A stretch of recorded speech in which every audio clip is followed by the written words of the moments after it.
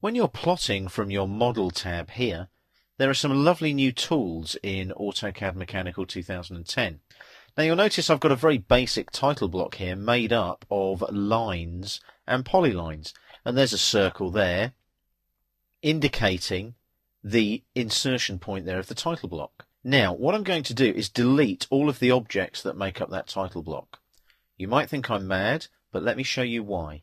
Let's just do a crossing selection on all the objects that make up the title block like that, or, thinking about it, I want to keep the circle. Watch. I'll hit escape there. If I go this way and do a window selection, it'll only select the whole objects encompassed by the window, thus leaving the circle where it is. Press the delete key on the keyboard, they're all gone. I need that circle because I need the center snap as my insertion point.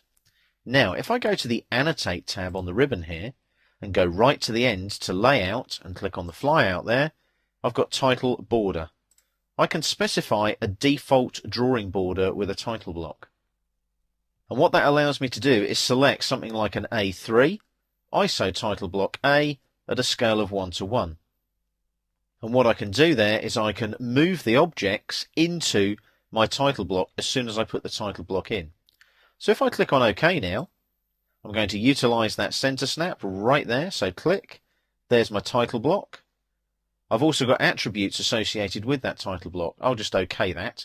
I won't worry about boring you with all the detail, but I can now select the objects to go into my title block. So it's a click, drag, click, right click to confirm, and that can go straight into my title block like that. Exactly how I want it. Now that's placed that straight in there.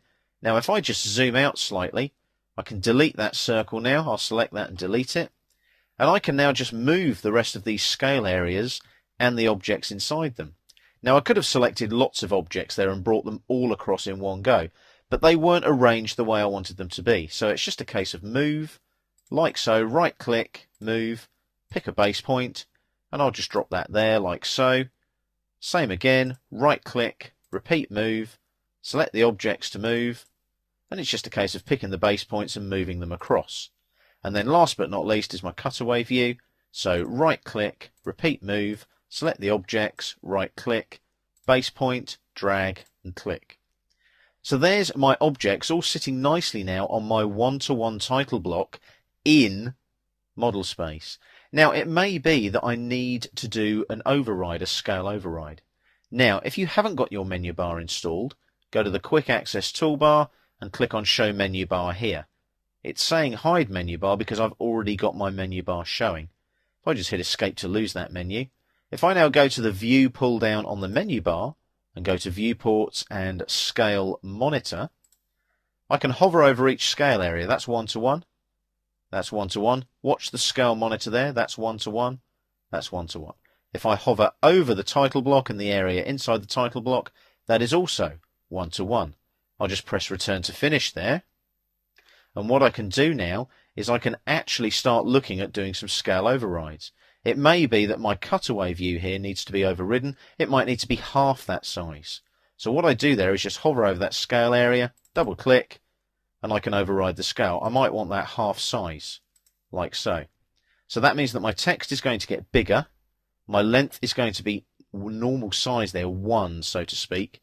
So I need to perform a rescale on the text. So I OK that, click on the text to rescale it, and right click then to confirm. Notice the text gets bigger. Now I might need to edit the border of that as well. So I just double click again, border, new. So I specify a new border for that scale area, like that, and I'll OK that now, and it's bigger. But notice, look, the objects have stayed the same size, it's just the text that's got bigger. So you can see with scale areas you have to be careful sometimes, because that is now actually twice the size it would have been, that text. Look, it's not consistent with the other text. So you need to be careful how you work with those scale overrides. Length scaling, text scaling. You need to work with that and see what you can work with. So you perform a rescale or set a basic scale.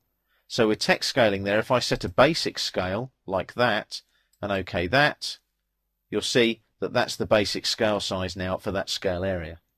So you need to just be careful there with scale areas and scale overrides. And remember that when you go to the View here on the menu bar, Viewports, Scale Monitor, you can actually check what's going on there. So the scale is 1 to 2, and the length scaling there is 1, and the text scaling is 2.